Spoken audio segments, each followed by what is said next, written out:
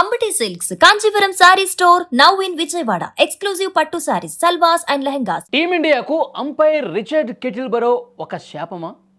నిన్న దక్షిణాఫ్రికాతో జరిగిన సూపర్ 8 మ్యాచ్లో భారత్ ఓటమి పాలు కాగానే సోషల్ మీడియాలో మళ్ళీ ఇదే చర్చ. 2014 నుంచి భారత్ ఓడిపోయిన ప్రధాన ఐసీసీ నాకౌట్ మ్యాచ్ల్లో మెజారిటీ మ్యాచ్లకు ఈయనే అంపైర్గా ఉండటం అభిమానుల భయానికి ప్రధాన కారణం.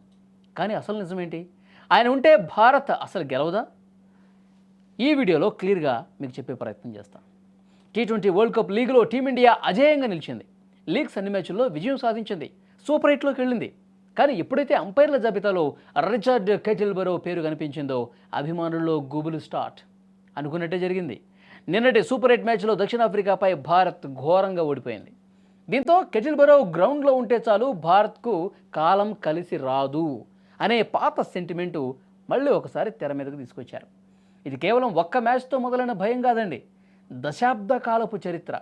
2014 T20 వరల్డ్ కప్ ఫైనల్ నుంచి 2023 వన్డే వరల్డ్ కప్ ఫైనల్ వరకు టీమిండియా ఓడిపోయిన అనేక కీలకమైనటువంటి మ్యాచ్ల్లో కెటిల్బరో ఆన్ ఫీల్డ్ లేదా టీవీ అంపైర్గా ఉన్నాడు. 2014 T20 final, 2015 one day semi-final, 2016 T20 semi-final, 2017 champions trophy final, 2019 one day semi-final, 2021-23 world test champion finals, 2023 one day world cup final. ఇలా ప్రతిసారి ఆయన సమక్షంలో భారత్ ఓటమి చెందటం యాదృచ్ఛికమేనా? అది అభిమానులకు మాత్రం ఒక సెంటిమెంట్గా మారిపోయింది. ఈయనుంటే మనకి గడ్డు కాలమే, ఈయనుంటే మన మ్యాచ్ గెలిచే విషయానికి సంబంధించి నీడలు కమ్ముకుంటాయి. ఈ చర్చ సోషల్ మీడియాలో విపరీతంగా నడుస్తోంది. మార్చి 1వ తేదీన వెస్టిండీస్తో జరగబోయే అత్యంత కీలకమైన మ్యాచ్ కూడా కెటిల్బరో అంపైర్గా వచ్చే అవకాశం ఉందని సమాచారం. ఈ మ్యాచ్ భారత్కు సెమీస్ రేసులో చాలా కీలకం. ఇప్పుడు అందరి దృష్టి ఆటగాళ్ల ప్రదర్శన కంటే అంపైర్ ప్యానెల్లో ఎవరున్నారో చెక్ చేసుకుంటా ఉన్నారు. కెటిల్బరో ఉన్నాడా? గుండె మీద పెద్ద బండపడ్డట్టే. దీని మీదే సోషల్ మీడియాలో అభిమానులందరూ కూడా చర్చ చేస్తూ ఉన్నారు. ఇక్కడ అభిమానులు గమనించాల్సినటువంటి ఒక సానుకూలమైనటువంటి అంశం కూడా ఉంది. కెటిల్బరో ఉంటే భారత్ ఓడిపోతుంది అనే సెంటిమెంట్కు 2024 T20 ప్రపంచ కప్ ఫైనల్లో బ్రేక్ పడిందండి. బార్బడోస్ దక్షిణాఫ్రికాపై భారత్ చారిత్రాత్మక విజయం సాధించింది. బార్బడోస్లో కప్పు గెలిచినప్పుడు రిచర్డ్ కెటిల్బరో టీవీ అంపైర్గా ఉన్నాడు. అంటే నాకౌట్ మ్యాచ్ల్లో ఆయన ఉంటే భారత్ గెలవదు అన్నది ఒక అపోహ మాత్రమే అని చెప్పి ఈ ఎగ్జాంపుల్ని ఇప్పుడు ముందు పెట్టి చూపిస్తూ ఉన్నారు.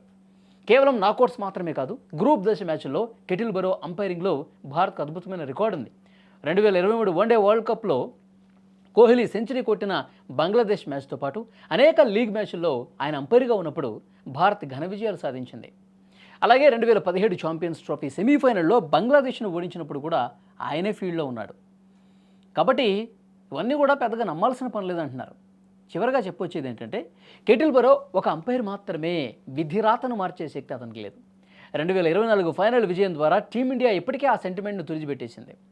కాబట్టి మార్చి 1న ఆ మ్యాచ్లో కూడా మన వాళ్ళు చెలరేగాడితే ఈ సోషల్ మీడియా మీమ్స్కి చెక్ పెట్టే అవకాశం ఉంటుంది. చూద్దాం ఏం జరగబోతుందో.